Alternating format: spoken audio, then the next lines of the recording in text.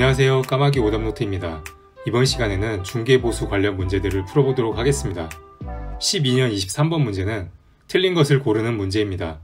기억, 중개 대상물인 주택의 소재지와 중개사무소의 소재지가 다른 경우 개업 공인중개사는 중개사무소 소재지를 관할하는 시도의 조례에서 정한 기준에 따라 중개보수를 받아야 한다. 맞는 내용입니다. 니은, 교환 계약의 경우 교환 대상 중개 대상물 중 거래 금액이 큰 중개 대상물의 가액을 거래 금액으로 하여 중개 보수를 산정한다. 맞는 내용입니다.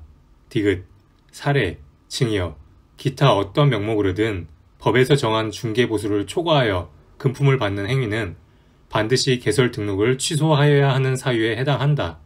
틀린 내용입니다. 1년 이하의 징역 또는 1,000만 원 이하의 벌금 사유에 해당합니다.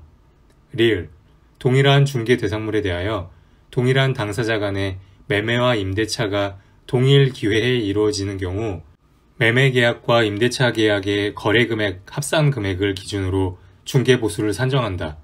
틀렸습니다. 둘 이상의 거래가 동일 기회에 이루어진 경우 매매계약 금액만을 적용합니다.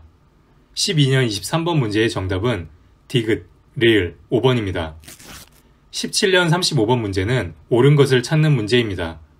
1번, 개업 공인중개사와 중개의뢰인 간의 약정이 없는 경우 중개보수의 지급 시기는 거래 계약이 체결된 날로 한다. 약정이 없는 경우 중개대상물의 거래 대금 지급 완료일입니다. 2번, 공인중개사 법령에서 정한 한도를 초과하는 중개보수 약정은 그 한도를 초과하는 범위 내에서 무효이다. 한도를 초과하는 부분은 무효입니다. 3번, 주택 외의 중개 대상물의 중개보수의 한도는 시도 조례로 정한다. 주택 외의 경우 국토교통부령으로 정합니다. 4번, 개업 공인중개사는 계약금 등의 반환 채무 이행 보장을 위해 실비가 소요되더라도 보수 이외에 실비를 받을 수 없다. 보수 이외에 실비 소요 시 실비를 받을 수 있습니다. 5번, 주택인 중개 대상물 소재지와 중개사무소 소재지가 다른 경우 개업 공인중개사는 중개 대상물 소재지를 관할하는 시도 조례에서 정한 기준에 따라 중개 보수를 받아야 한다. 중개 대상물이 아니라 중개사무소 소재지 관할 시도 조례입니다. 17년 35번 문제의 정답은 2번입니다. 18년 23번 문제는 틀린 것을 찾는 문제입니다. 1번, 중개 대상물의 권리관계 등의 확인에 소요되는 실비를 받을 수 있다. 맞습니다. 2번, 다른 약정이 없는 경우 중개 보수의 지급 시기는 중개 대상물의 거래대금 지급이 완료된 날로 한다.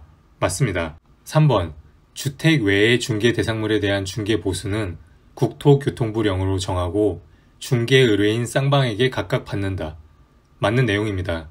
4번, 개업 공인중개사의 고의 또는 과실로 중개 의뢰인 간의 거래 행위가 해제된 경우 중개 보수를 받을 수 없다. 맞습니다. 5번, 중개 대상물인 주택 소재지와 중개사무소 소재지가 다른 경우 주택 소재지를 관할하는 시도 조례에서 정한 기준에 따라 중개 보수를 받아야 한다. 소재지가 다른 경우 중개사무소 소재지를 기준으로 합니다. 틀린 내용입니다. 18년 23번 문제의 정답은 5번입니다. 20년 18번 문제는 틀린 것을 찾는 문제입니다. 갑을 병이 나올 경우 미리 체크를 해두고 시작합니다. 갑은 개업 공인중개사, 을은 중개 의뢰인입니다. 1번, 갑의 고의와 과실 없이 을의 사정으로 거래 계약이 해제된 경우라도 갑은 중개 보수를 받을 수 있다. 갑의 고의와 과실이 없다면 체결 후 해제된 경우에도 중개 보수를 받을 수 있습니다. 2번, 주택의 중개 보수는 국토교통부령으로 정하는 범위 안에서 시도의 조례로 정하고 주택 외의 중개 대상물의 중개 보수는 국토교통부령으로 정한다. 맞습니다.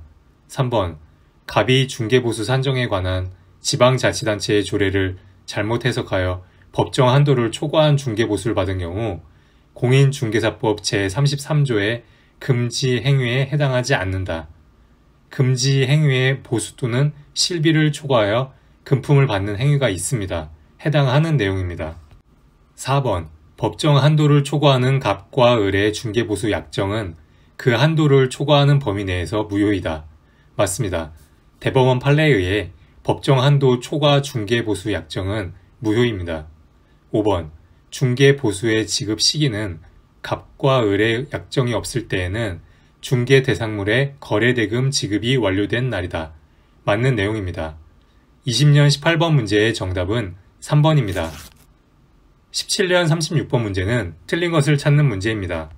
1번 중도금의 일부만 납부된 아파트 분양권의 매매를 중개하는 경우 중개보수는 총 분양 대금과 프리미엄을 합산한 금액을 거래 금액으로 하여 계산한다. 틀린 내용입니다.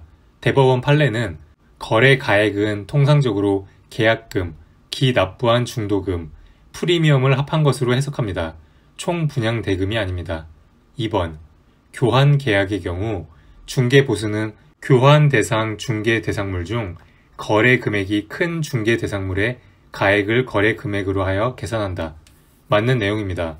3번 동일한 중개 대상물에 대하여 동일 당사자 간의 매매를 포함한 둘 이상의 거래가 동일 기회에 이루어지는 경우 중개보수는 매매 계약에 관한 거래 금액만을 적용하여 계산한다. 맞는 내용입니다. 4번 주택의 임대차를 중개하는 경우 의뢰인 일방으로부터 받을 수 있는 중개보수의 한도는 거래 금액의 1000분의 8 이내로 한다. 21년 시행규칙 변경으로 요율이 낮아졌습니다.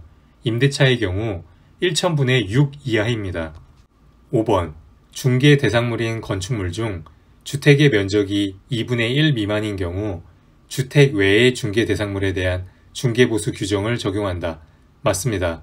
주택 면적 2분의 1 미만인 경우 주택 외로 봅니다. 17년 36번 문제의 정답은 1번, 4번입니다.